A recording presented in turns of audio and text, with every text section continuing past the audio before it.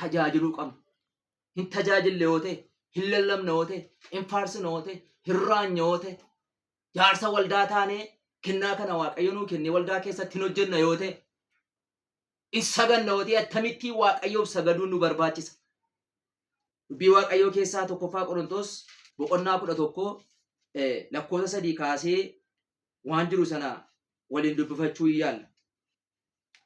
Tokkoffaa Qorontos boqonnaa 11 lakkoofsa 3 kaasee kan jiru maqaa Waaqayyootiin nan dubbisa.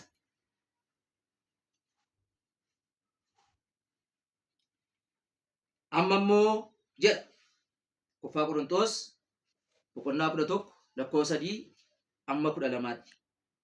Amma immoo Kiristoos mataa warra dhiiraa, abbaan manaa mataa haadha manaa, Waaqayyo mataa kiristaanaa ta'uusaa akka beektan nan barbaada. Dhiirri waldaa kiristaanaa waldaa keessatti yommuu kadhatu yookiis yommuu waan Waaqayyo isatti mul'ise himu yoo haguuggate mataa isaa hin salphisa. Dubartii waldaa keessatti yommuu Waaqayyoon kadhattu yookiis yommuu waan Waaqayyo itti mul'ise himtu yoo haguuggachuudhaa baatte garuu mataa ishee hin salphifti. Isheen kun dubartii mataa haddatte wajjin waliin caaltu. Irraan deebi'a maqaa Waaqayyootiin. Amma immoo Kiristoos mataa warra dhiiraa, abbaan manaa mataa haadha manaa, Waaqayyo mataa Kiristoos ta'uusaa akka beektan nan barbaada. Dhiirri waldaa keessatti yommuu kadhatu yookiis yommuu waan Waaqayyo itti mul'ise himu yoo haguuggate mataa isaa hin salphisa. Dubartii waldaa keessatti yommuu Waaqayyoon kadhattu yookiis yommuu waan Waaqayyo itti mul'ise himtu yoo haguuggachuudhaa baatte garuu mataa ishee hin salphifti. Galanni Waaqayyoof. Waldaa kiristaanaa keessatti akkamittiin Waaqayyoon tajaajiluudhaaf Waaqayyoon sodaannee sagalee Waaqayyoo isa jiraataadha sila jenne hin jijjiiramu bara baraan jiraata jenne kana akkamittiin dhaloota biraan geenya, akkamittiin ofii keenyaas akkaataa Waaqayyootti nutti gammadutti goona. Dhiiraa waan kaa'e qabaa, dubartootaa waan kaa'e qaba. Abbaan manaa mataa haadha manaa akka ta'e Kiristoos mataa waldaa kiristaanaati. Kun silogomii yookaan dhaadannoo waldaa kiristaanaa keessatti nu itti dhugaa baanudha. That is right. Mataa waldaa kiristaanaa keessatti iyyuu Kiristoos. Akkuma beekamu, akkuma ofii keenyaa jireenya guyyaa guyyaa keessatti jiraannu mataan haadha manaa immoo abbaa manaati. Kana gaafa jennu garaagarummaan isaan gidduu jira moo hin jiru waan itti dhufnee ilaallu jiraachuu danda'a. Kanaaf gaafa sagadaan attamitti jedha mata duree ammaa jala yoo dandeenye ilaalle akka itti dubartoonni sagadaaf dhiyaachuun ta'udha. Phaawulos gara warra Qorontos isa duraa boqonnaa 11 kanarratti lakkoofsuma tokko kan yoo ilaalle dubartoonni waldaa keessatti akka itti dhiyaachuun isaaniif ta'u. Mata duree masaarraa ilaallu. Akka itti dubartoonni sagadaaf dhiyaachuun ta'u. ሴቶች በእግዚአብሔር ፊት ለእግዚአብሔር ለመስገድ እግዚአብሔርን ለማምለክ አምላካቸውን ለማምለክ በምን አይነት ተቋም በምን አይነት ጸባይ በቤተ ክርስቲያን ውስጥ መገኘት አለባቸው? በእግዚአብሔር ፊት እንዴት መቅረብ አለባቸው? የኔ ዋና ጉዳይ ይሄ ነው። አነስ ረቲ ካሱ በርባዱ ኢጆንኮ ኢሰከናል attamitti dhiyaachuun nurra jira keessumaa obboloonni keenya dubartoonni attamitti jiraachuun nurra jira isa kanarratti maqaa Waaqayyootiin waan tokko waan amma waldaa kiristaanaa keessa ta'aa jiru isinitti hima isinis kan isin beektu obboloonni keenya shamarran attamitti dhiyaataa jiru waldaa kiristaanaa keessa maaltu irraa eegamu maal gochaa jiru akkaataa Waaqayyootti gammachiisuun hojjetaa jiru mee dhimma kanaa wajjin waan wal qabatu tokko utuun isa kanatti hin dhufin obboleessa hafuuraa Xiimotewosiif kan barreesse Phaawulos isa duraa Xiimotewos boqonnaa 2 lakkoofsa 8 irra kan jiru waliin dubbisnee dubbii kanatti daballee gara walii gala isaatiitti akka deebinu nan hawwa obbolaa ko isa duraa Xiimotewos boqonnaa 2 lakkoofsa 8 irra kan jiru waliin haa ilaallu 8:12tti waliin dubbisna. Akka jedha lafa kadhata godhatanitti immoo warri dhiiraa yaada dheekkamsaaf qoccollootiin utuu hin ta'in yaada qullaadhaan harka isaanii ol kaasanii akka kadhatan nan barbaada. Warri dubartii immoo amalli isaan argisiisan mataa tolfachuutti warqeedhaaf callee godhachuutti uffata gati yabeessa uffachuutti keessa ba'uudhaan of kuuluutti tun ta'in uffata qajeelaa fakkaatu akka ta'etti uffachuudhaan maal naan jedhaadhaan of qabuudhaanis lafa kadhata kadhattanitti bakka kadhata kadhattanitti warri dhiiraa yaada dheekkabsaaf qoccollootiin utuu hin ta'in yaada qullaadhaan harka isaanii ol kaasanii akka kadhatan nan barbaada. የእግዚአብሔር ቃል ነው። የእግዚአብሔር ሕግ ነው። የእግዚአብሔር ትእዛዝ ነው። ኩን አቦሜ ዋቀዮቲ nan barbaada. Akka kadhatan nan barbaada. Kana waaqayyo dubbatee naan dubbadhe malee ofii koo keessaa fuudhee dubbanne jedha namni waaqayyo Phaawulos sagalee kana gaafa dubbatu.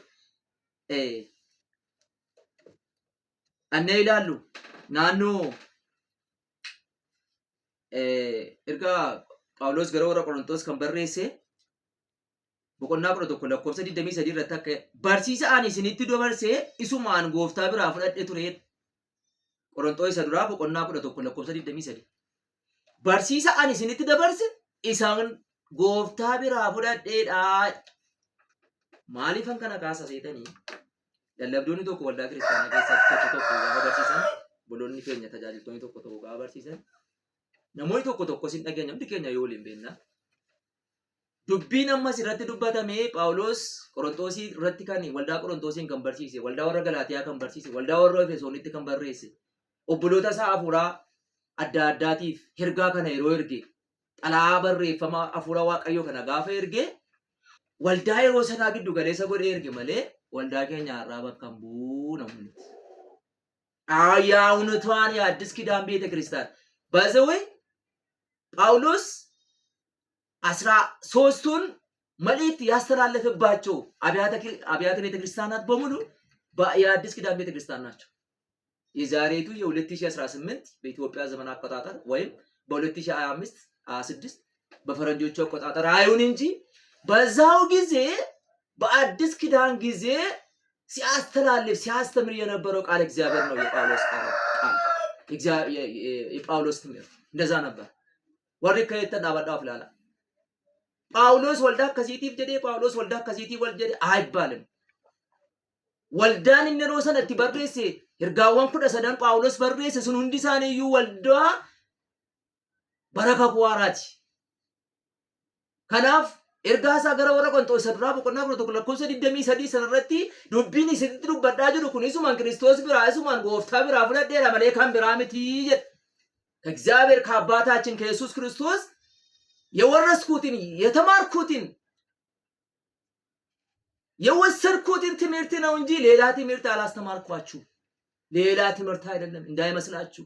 በርኖተ ብራምቲ በሩምሳ ገረ ጎፍታ ብራም ፍደደን አተሚታ ደነቲ በሩምሰኒ ጎፍታ ዛት ሚንስ ከነጀቹን ጳውሎስ ሰገሌ ዋቀዮኑት ዱበቴ ዱቢ ዋቀዮኑት ዱበቴ ማለት ዱቢ ብራኑት ዱበኔ ሰገሌ ብራኑት ዱበኔ ጋፊ ከና ዴቢያ ኦጋፈጣ ኦቦሎኒ ጋፊ ከና ጋፈተን ኦቦሎኒ ጋፊ ከና የሮንዱማ ለኪኑ ፊን በሬፈሜ ከን ኬኘሚት ኑላላቱ ወልዳ ቆሮንቶ የሰሮን ራሰነ ሳንተ ቦሞል ናነከጀዴ ወልዳመት ከሰ ጅርቱ ሞ ቦማ ጅርቲያን ሞሲን ጋፈጣ ወልዳመት ከሰ ጅርቱ ሞ ዱቢ ዋቀዮ ከናም ቡላ ጅርቲያን ሞሲን ጋፈጣ ኦቦሌሳ ከቶ ከኖ ኦቦሌቲና ከቶ አቱምቲ ማታንኪ ሞ ቦማ ጅርታ ሲን ጋፈጣ አቱምቲ ዋ ፊኬቲ ሞ ዱቢ ዋቀዮ ሰገሌ ዋቀዮ የጋጅርታ ወልዳ ሰጋምተ ቦማ ጅራ ማሎ ፍራ ዲብደ ዱቢ ዋቀዮቲ ፉዱ ተጀዱ ሰገሌ ዋቀዮቲ ዱቢ ፉዱ ተጀዱ ዱበርቶኒ ወልዳ ኬሰቲ ናንዴቢያ ገሮ ብሎታ ኮቲቲ ዱበርቶኒ ወልዳ ኬሰት አካታ ሳነቲ ከዳታፍ ተውን ረጅሩ ገዶፍ ቀቡዳን ጢሞቴዎስፍ ከንበሬሲ ጳውሎስ በቆና ለመለኮ ሰደዲ ካሴ ሰጂሩ ወማ ኬሰቲ ማል ናንጀሩዳን ጀዳ ዶሳ ረቃዱ ቢሳ ማል ናንጀሩዳን ገዶፍ ቀበኒ ኡፈተ ቀጄላ አከተውት ኤው ፈከተውት ዋቀዮ ፈከተውት ኤው ፈከተውት ኦብሎታ ሳኒ አመንቶታ ፈከተውት ኡፈተኒ አርገመኒ ቢፈ ዋቀዮ ጀልቀበኑሜ አቸኒስ እንዴቢሳ Yeroo uumaa boqonnaa tokko lakkoofsa 26 hanga 27 irratti waaqayyo akka jedhe kottaa nama akka bifa keenya akka fakkeenya keenyaatti inumna ነው ሰውን እንደ መልካችን እንደ ምሳሌያችን እንፍጥር አለ እግዚአብሔር። በዚህ በኦሪት ዘፍጥረት ምዕራፍ 1 ቁጥር 26 ከ 28 ነው። እንደዛ ነው ማለት ሰውን እግዚአብሔር የፈጠረው እንደመልኩ እንደ ባህሪው ነው። አዎ ትክክል ነው። ለዛ ነው ክርስቶስ ኢየሱስ ከሰማይ ሰማያት ወርዶ ከቅድስት ድንግል ማርያም ተወልዶ ሙሉ ሰው ሙሉ አምላክ የሆነው ለዚህ ነው። ሰሚ ራቡ የክርስቶስ ኢየሱስ ዱበሮ ማርያም ራአለት ነመጉቱ ዋቀጉቱ ማሊፍ waaqayyo akka bifa keenya akka fakkeenya keenyaatti nama nuumna gaafa jedhe sana raawwachuudhaaf waaqayyo ilma isaa tokkicha gara biyya lafaatti kan ergee Yesuus Kiristoosin aarsaa godhee kan nu dabarseef kana dabarsuudhaaf ለዚህ ነው ሌላ ነገር አይደለም ለዚህ ነው ስለዚህ እኛ ማድረግ ያለብን ምንድነው የእግዚአብሔርን ቃል መፈጸም ነው ከእግዚአብሔር ጋር መነጋገር ነው ይሄ ዋናችን መሆን አለበት ስራችን መሆን አለበት ነማ ከቢፈሳ አከፈከኛ ሰዓት ዋቀየውም ይኩን ባሬቼ ኢየሱስ መቃንሳ ወልፋቱ ዋቀዮና ባሬቼ ነው ዋቀዮና ሚኤክሴ ነው ማንነት ደበሉ ተኮንጅሩ ኦቦሌቲ ኮ ዋቀዮ ባሬቼ ሲሁን ኦቦሌቲ ኮ ዋቀዮ ሚኤክሴ ሲሁን isa kamino bareechuu afrakkata waldaa kiristaanaa keessatti qalama dibuuneessaa dhufe nyaara qalama dibuuneessaa dhufe fuula meekaappii gashuuneessaa dhufe waaqayyo bareedaa miti hojii isaatti waaqayyo qajeelaa mini hojii isaatti waaqayyo miidhagaa mini hojii isaatti inni hojjette kun sirrii mini waaqayyo jechaa jirta obboleettii sittani majala mure hennati goote kun sirrii miti jechaa jirta ofan miidhessa jettee qalamni biyyatti nafu chaappistikii nedhan laappistikii maal jettu maqaasaa sintu beeka hinafu biyyatti ifa manaa godhaa saree raqa nyaattee galtu fakkaachuun eessaa dhufe arrabsoo miti kun waan na dubbachiisetu sagalee waaqayyooti inni akka bifa isaatti akka fakkeenya isaatti bareechee uume maa waldaa kiristaanaa ittiin goolta amantoonni si ilaaluu dhaqu moo waaqayyoon dhaggeeffachuu dhaqu miidhagina kee bareedina kee achii kee ol qabaa kee gadi qabaa kee ilaaluu bareedinni kee gaariidha waaqayyo bareechee uume akka ittiin bareeddu oommichee moo bishaan bukkeetti uume seera uumamaa keessa dhaqii dubbifadhu waaqayyo jalqaba bantii waaqaaf lafaa uume ittaasee moo maal uume bishaanota uume ifa lafaa uume biqiloota uume namni bareedaa miidhagaan tolchee uume kun iyyuu hojii isaa guyyaa ja'affaa irrattidha torbaffaatti boqote waan ta'eef waan deeddii tarree qabee toora galchee akka nu ittiin jiraannu nuuf uumee booddeetu marratti uumee bira nu kaa'enuun ለዛ ነው ሁሉን ነገር ከፈጠረ በኋላ እነዛ ነገሮች ከመጀመሪያው ቀን ጀምሮ እስከ ስድስተኛው ቀን እግዚአብሔር ሰውን እስከፈጠረ ድረስ ለሰው ልጆች ያስፈልጋሉ ያላቸውን ነገሮች ከፈጠረ በኋላ እኛ በኋላ ነው የተፈጠረው ዋኑፍ ታንዱ ሴቤቃ ያደኒ ኑፍ ቀቡሱ መቤካ ከናፍ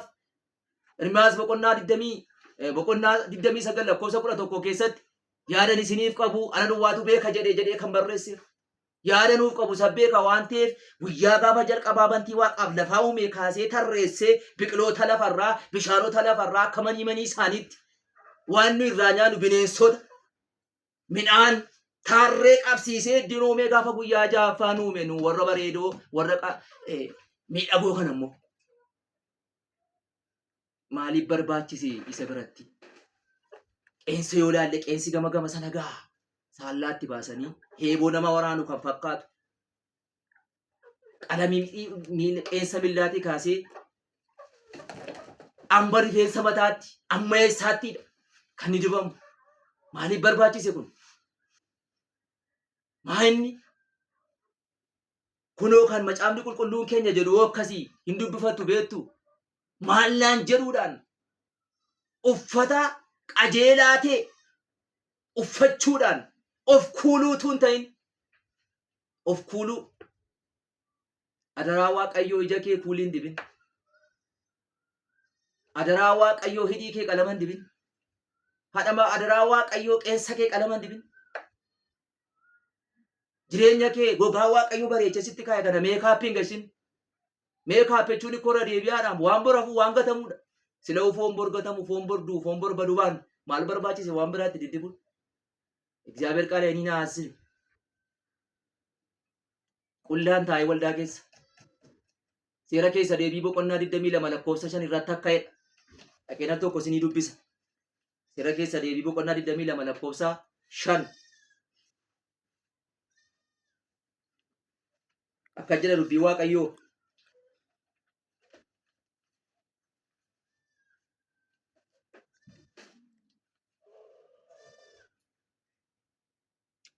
Uffata dhiiraa dubartii hin uffatin. Uffata dubartii immoo dhiirri hin uffatin.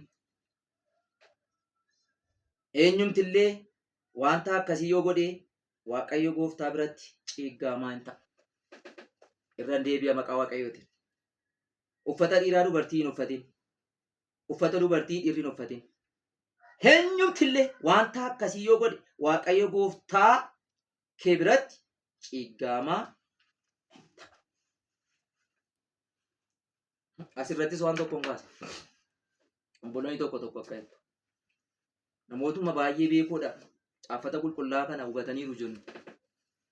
Waaqayyo ija isaanii ibseera, laphee isaanii baneera kan jedhu biratti waan tokko akka. Uffata dhiiraaf dubartii godhee eessatti adda bahee seenaa ijoollee Israa'eliin dhaqanii nu baasu. Israa'elota keessatti inni kunis gadheeraa uffata, inni sun gadheeraa uffata. Inni dhiiraas inni dubartiis gadheeraa uffata waan ta'eef hin qoodamne. Maaliif asirra dhiiraaf dubartii dheekaa hiree innoo gadheeraadha? Wayyaa salafa ka'u gaa'onii si ana jedhan kana fakkaatu sana salafa harkisaa deeman uffatu dhuguma uffachuu danda'u. Annaqee biyya Israa'eliin naqee wanticha daawwachuu dhiisuu hin danda'a. Obboloonni ta'ii daawwattan hoo jiraattanii? Okay. Haa ta'u garuu fiilmiin hojjetamu tokko waan nu ilaallu jira.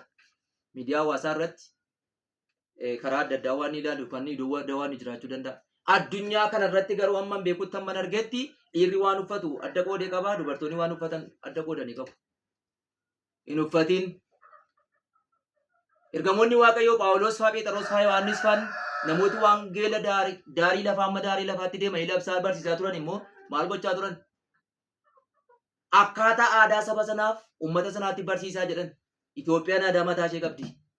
Aadaa saba sanaaf kalcharii isaanii, duudhaa isaanii, safuu isaanii eeganiiti wangeelii kan barsiisaa turan. Bara keenyas kanumaadha. Obboloonni Waaqayyoo isaan eebbisu baay'een obboloota raajota baay'ee biyya kanaaf kaasee jira. Tajaajiltoota baay'ee biyya keenya Itoophiyaaf kaasee jira. Gaafa dhaqan inni giddugaleessa Finfinnee jiru Wallaggaan dhufe akka aadaa Wallaggaatti dhufee barsiisa wangeela. Inni Arsii dhaqu akka aadaa Arsiitti, inni Baalee dhaqu akka aadaa Baaleetti, inni Harargee dhaqu akka aadaa Harargeetti, inni Boorana dhaqu akka aadaa Booranaatti, inni Jimmaa dhaqu akka aadaa Jimmaatti, inni Kamisee dhaqu akka aadaa Kamiseetti. Akka aadaa sanatti waan isaan ta'anii barsiisu.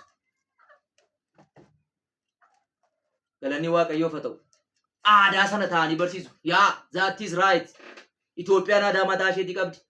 Aadaa Itoophiyaa keessatti dhiirri surree uffata. Dubartiin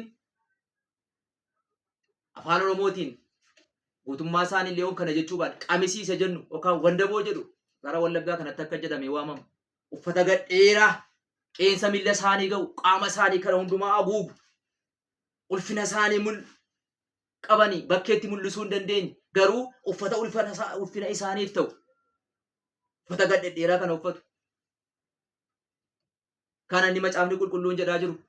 Isa isin caljettanii gara isiniif ta'u waldaa keessa teessanii hiikkattan miti. Deebi'aa achirraa warri akkasitti hiiktan waan amansiisaa qabaattan immoo fidaa. Baqa Waaqayyo jedhe dubbii Waaqayyooti, sagalee Waaqayyoo isa kabajamaa alfaaf omeegaa san dabaree samma xumuraatti dubbatamu sana sagalee Waaqayyooti waan ta'eef fudhadhaa. Utumanis diduu liqimsaa. Dhiirri uffatuma dhiiraa uffadhu, dubartiin uffata dubartii uffadhu. Dabartee surreen uffadheettee keessuma baatee surree ciccitaa. Bataam የገረመኝ ነገር obboloonni keenya dubartoonni jilba kanarraan isa ciccitaa, jilba gamaa gamanarraan teessuma isaaniirraan isa ciccitaa.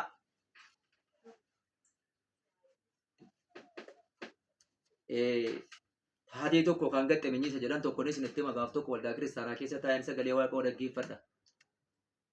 Obboloota shamarranii tokko dhaga'ina fuuldura ta'an. Obboloonni shamarranii kun maal uffatu? Sagantaa geggeeffamaa jira. Naannoo fuulfidii fuuldura dhaqanii ta'an sagalee Waaqoo dhaga'u waan ta'eef.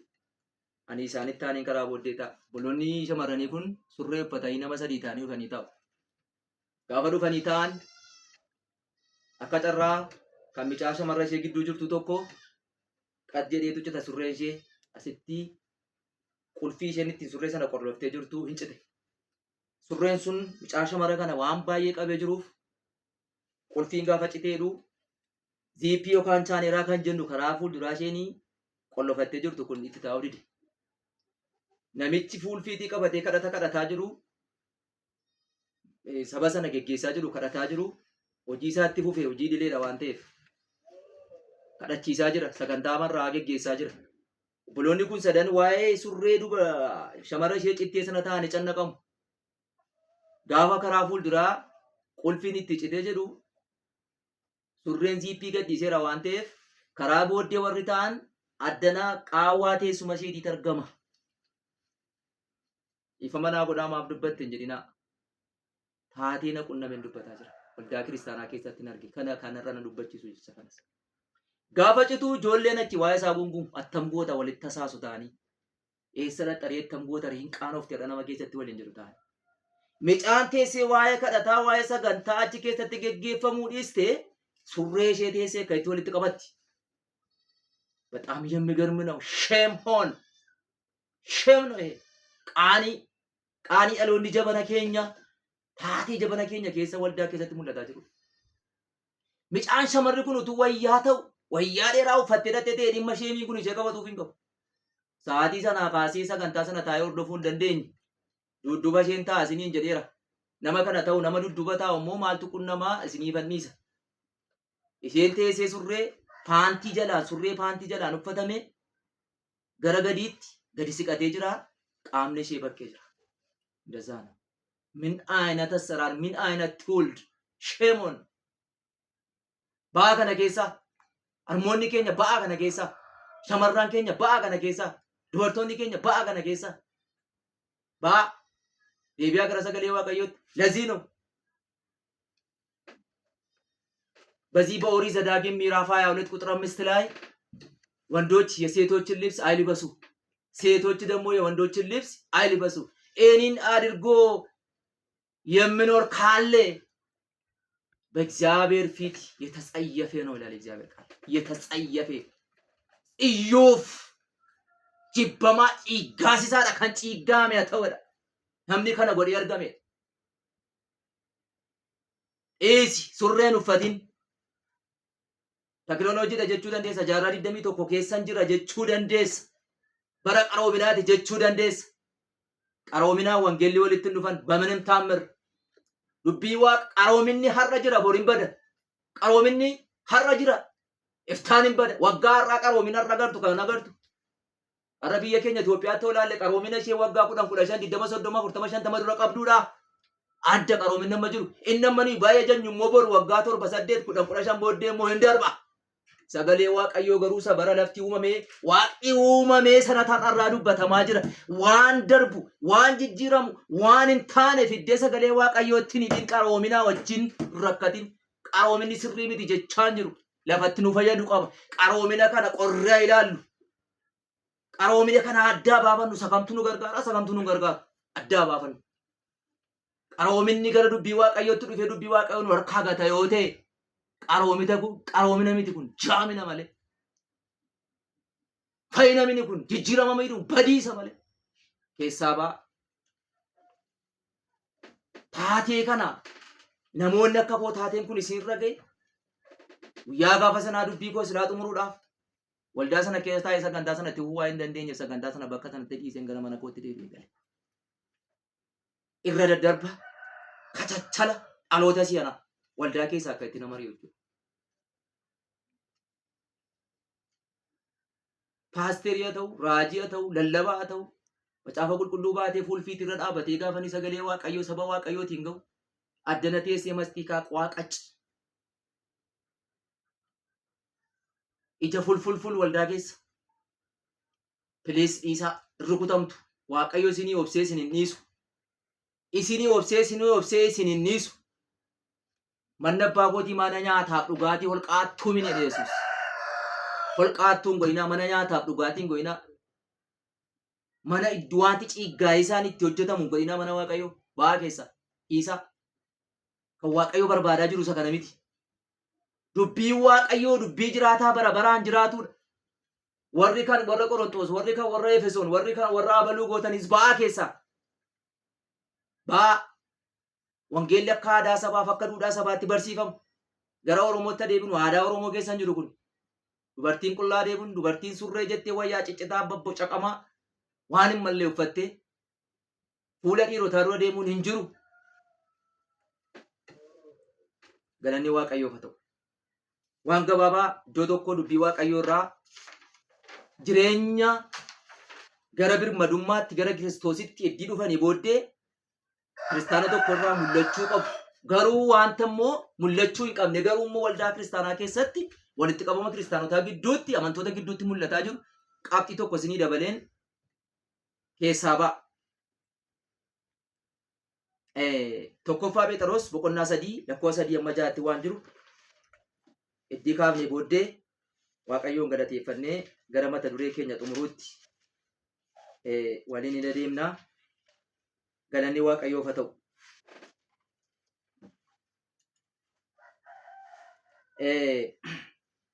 Tokkoffaa ergaa Phexros isa tokkoffaa boqonnaa 3 lakkoofsa 3 hanga 6 kan jiru nan dubbisa. Akka jedha of kuuluun keessa wanta alaa mul'atu mataa tolfachuudhaan warqee naqachuudhaan uffata bayeessa uffachuudhaan isin ta'in garuu of kuuluun keessan inni hin banne keessa namummaa keessanii isa dhokataadhaan ta'u. Irraan deebi'a maqaa Waaqayyootiin. Of kuuluun keessan wanta alaa mul'atuun mataa tolfachuudhaan warqee naqachuudhaan uffata bayeessa uffachuudhaan hin ta'in garuu of kuuluun keessan inni hin banne keessa namummaa keessanii isa dhokataadhaan haa ta'u. Asittis waa'ee dubartoota obboloota keenya dubartootaati kan naasa'u. Boqonnaa 3 kana lakkoofsuma tokkorra dhaqa. Haati manaa abbaa manaa isheef fakkeenya gaarii ta'uu danda'u ishee. Sila waa tokko dubbadheen ture. Kiristoos mataa waldaa kiristaanaa akkuma ta'e abbaan manaa mataa haadha manaa isaati. Of kuuluun keessa jedha. Uffata jajjabaa warqee irraa isa uffatame hin uffatinii miti amma. Uffata hin barbaachifne macaafni qulqulluun keenya hin fudhanne amantoota dogoggorsu obboleessa kee obboleettii kee dogoggorsu qaama biraa dogoggorsu hin uffatinidha kan jedhamaa jiru iddoo kanatti. Akka ta'utti Waaqayyoon gammachiisuuf akka ta'utti saba gammachiisuuf akka ta'utti waldaa kiristaanaa gammachiisuuf akka ta'utti uffadhuudha kan inni jedhaa jiru. Jibbarraan qabanis obaa jedhe saantima keetiin bitatta namni buusaa sii buusee hin bitattu. Maallaqa mataa keetiitiin bitatta. Haa ta'u garuu waan saba dogoggorsu waan obboleessa kee dogoggorsu Maatiyos irratti akka jedhee caafamee jira. Wangeela Maatiyos boqonnaa 5 irratti namni obboleessaa kan obboleettii isaa tokko dogoggorsu dhagaa ulfaataa morma isaatti hidhamee iddoo qilee gadi fagoo keessatti darbatamudha. Maaliif qilee gadi fagoo keessatti darbatamta obboleettii koo maal? Maa dogoggorsita? Obboleessa kee obboleettii kee waldaa kiristaanaa maa dogoggorsita? Luboota maa dogoggorsita? Raajota maa dogoggorsita? Lallaboota wangeelaa maa dogoggorsita? Hojjettoota wangeelaa maa dogoggorsita? Jaarsa maa ulfina dhowwatta? Jaartii maa ulfina dhowwatta? Beekaa wallaalaa maa ulfina dhowwatta? Waan hin taane. Aadaa saba sanaa keessaa maaliif baate? Of kuuluudhaan. Of kuuluudhaan utuu hin ta'in akka ta'utti. Keessa irra namummaa keetiitti nati bareechitee deemtu sun keessa namummaa keetii abareechu. Keessa namummaa keetii amiidhessu. Isaa inni Waaqayyoof ta'u, isaa inni Waaqayyo barbaadu, isaa inni Waaqayyoof fedhu, isaa inni Waaqayyo sirraa heebu. Dasaanu. Galanni Waaqayyoof haa ta'u. Ishi hanqinni kun akka jirutti ta'ee waldaa kiristaanaa keessatti maaltu ija nu qabee jennaan yeroo tokko tokko harmoonni keenya yookaan obboloonni keenya shamarran dhiisi waan kun sirraa hin deemu, dhiisi waan kun siin ta'u, waan ati obboleessa kee dogoggorsaa jirtu, waan ati ittiin obboleettii kee dogoggorsaa jirtu, waan ati ittiin waldaa kiristaanaa, saba Waaqayyoo dogoggorsaa jirtu kun hin ta'u jettanii maaliif waliin gorsitan?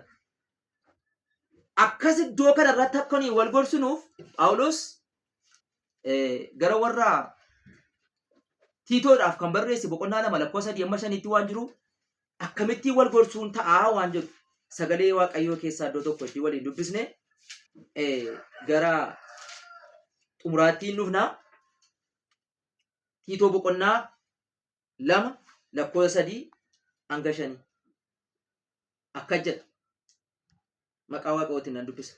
Akkasuma immoo dubartoonni dullooman amala warra akka qulqullootaatti fudhatamanii argisiisan wanta gaarii ta'e agarsiisan malee maqaa namaa balleessuun dhugaatiidhaaf garboota ta'uudhaan isaanirra hin jiru. Akkasuma immoo dubartoonni dulloomoon amala warra akka qajeelotaatti qulqullootaatti fudhatamanii argisiisan wanta gaarii ta'e agarsiisan malee maqaa namaa balleessuudhaan machaa'uudhaan irra daddarba silayyuu jiru immoo itti dabaluudhaan hin ta'in. Waan dubartoonni qulqulloonni kaleessa godhaa turan sana waldaa kiristaanaa keessatti obbolaa isaanii agarsiisanidha. Harmoonni keenya waldaa kiristaanaa keessa calleessanii teessan maaliif obboloota keenya shamarran ijoollee keessan maaf hin barsiistan? Faaya rakkoonsa dhiis kun sirraan bareedu maaf hin jettan? Dhiis kun sirraan bareedu kun sirraa fokkisaa jettanii maaliif wal hin barsiistan? Angafni maaliif quxusuu booddeetti deebi'een barsiisu? Aatiin talashee mucaashee maaf hin barsiistu? Warri umuriidhaan deemtanii jirtan harmoota kan nuuf taatan waldaa kiristaanaa keessa teessan miseensa waldaa kiristaanaa miseensa warra amantootaa warri teessan maaf callistanii ilaaltu? Yeroo lama sadii teessan immoo wal agartan immoo bakkeetti waa dubbachuun keessan nafu kun cubbuudha fuulaa fuulatti ittiin micaana baluu abbaa baluu isheedhaafuu garatti waldaadha nu dhabne garatti wangeela dhaggeeffa nu dhabne garatti iddoo aarsaadha dhaaba nu dhabne safuudha ishee maaf dhiifnee gallakaa haasaa qaluun bakkee kana keessaa baay'ee dhiisaa haasaan qalina ittima waamaati kun barbaachisaa miti sirrii miti. Dubbii waaqayyoo akkasin jedhu sagalee waaqayyoo akkasin jedhu caafanni qulqullaa'aan keenya kana hin abboomu jedhaa ittimaa agarsiisan malee jedha. Tiitoo boqonnaa 2 marra horattan agarsiisan malee waan ciiggaamaatti waan fookkisaa warratti argan waan waaqayyoon jaallanne warratti argan agarsiisan dhiis kun sirrii miti haa jedhan. Harmootiin dubartoonni dulloomoon warra gara qulqullootaatti akka warra qulqulloonni abboonni keenya harmoonni keenya durii waan guddaa hojjetaa turan. Afuran waan qajeelaa barsiisaa turan. Maariyaam faa waan qajeelaadha. Saaraa faa achi deebinee yoo ilaalle Saaraan Maariyaam haadha Yesuusiif hangafa turte. Gara baddaatti ol baatee Maariyaam Yesuusiin garaatti baattee gara Elsaabeet haadha Yohaannis cuuphaa bira gaafa dhaqxeettu waan qajeelaa ishee barsiiste. Haadha gooftaa kootii jette hin kabajje. Kabajamtuu dubartoota keessaa taateedhatti ittiin jette. Isheen immoo isheedhaaf hin hangafti waan ta'eef Maariyaam haadha Yesuusiif Elsaabeet haati Yohaannis cuuphaa hin hangaftii waan ta'eef gara baddaatti ol baate barbaacha Elsaabeetii waarraa barachuu. Maariyaam haati Yesuus Elsaabeet irraa waa barachuu dhatte. እንደዛ ነው. waa barachuu hangafoota keenya irraa waa baran. Ammas deebi'aa shamarran harmoonni keenya tokko tokko warri keessumaa gara ijoollummaa irra jirtan dubbiin kun isin ilaallatu deebi'aa harmoota keenya warra hangafoota irraa waa bara. Kaleessa dheengadda aadaa attamiitiin dhuftan sila waa jedheera. Wangeelli aadaa safuu duudhaadha dhaabbatamee barsiifama. Callume illee bakka ittiin facaafnu. Duudhaan keenya kaleessa maal jedha? Safuun keenya kaleessa maal jedha? Dubbii waaqayyoo ittiin kabajuudhaaf maal nu gorsa jedhaa deebi'aa ilaala. Irraa baradhaa dhaqaati. Warri gara ijoollee, warri dubbiin isinii galuu didi, warri teknooloojii malee jettan, warri qaroomina malee jettan deebi'aa dhaqaa isaanirraa waa bara. Abarsiisan jedha macaafni qulqulluun kun. Dhaqaa isaanirraa waa baraa gadi taa'ati. Akka Maariyaam miillee Elsaabeet jala teessee baratti. Dhaqaa bara. Dhaqaa bara isaanirraa waa barra waan ta'eef. Maqaa waaqayyoo galateeffamu. Egaan dubbii kana callinnee mini kan nuyi haasaa jirru. Waldaa kiristaanaa keessatti wantoota hin taane, wanta namoota dogoggorsaa oolan, waan seera waaqayyoo namni eeguu dide, abboommii waaqayyoo namni eeguu dide waa hedduu waan jiruuf dubbii kana kaafnee akka itti haasaa jirra. Maqaa waaqayyoo bara baraan galateeffamu. Obboloota ko dubbii kana irratti yaada dabalataas yoo qabaattan akkasumas koomenti gochuu yoo barbaaddan dhimma kana yaadaan karaa koomentii galtanii yaada keessan koomenti akka nagootan. Obboleessa koo waan akkasitti haasofte akkasittiidha. Waan ati akkasitti dubbatte akkasitti qajeeluu qaba. Yookaan immoo dubbichi sirriidha akkasitti itti fufuu qaba jedhaatii yaada irratti kennaa. Sheer waliif godhaa, koomenti godhaa, koppii liinkii godhaa. Waaqayyo isin haa eebbisu. Kutaa biraatiin deebinee walitti hin dhumna. Sagantaa kana amma deebinee yoo jaalala waaqayyoo ta'e torbeedhaan yookaan 14 wal agarree dhimma dubbii waaqayyoo walirraa baruudha. antaa'ee barsiisaan jiru isinirraas waan baru ganaa karaa koomentii yaada isin dhaalattanii waan baay'een jira waan ta'eef sagantaa walirraa baruuti wal qajeelchuudha akka akkamittiin waldaa kiristaanaa jabana keenyaa kana fuunee baana akkamittiin akka waaqayyoof tolutti goona wal barsiifnee walirraa barree wal qajeelchinee gara sagalee waaqayyoo dubbii waaqayyoo isa jiraataa bara baraa ta'e keessatti wal jiraachifna waan jedhudha waan ta'eef gooftaan bara keessana eebbisu ulfaadhaa kabajamaa maqaa waaqayyoo abbaatti kalamaatti kana fura qulqulluutti sada waaqa tokkotti ameen.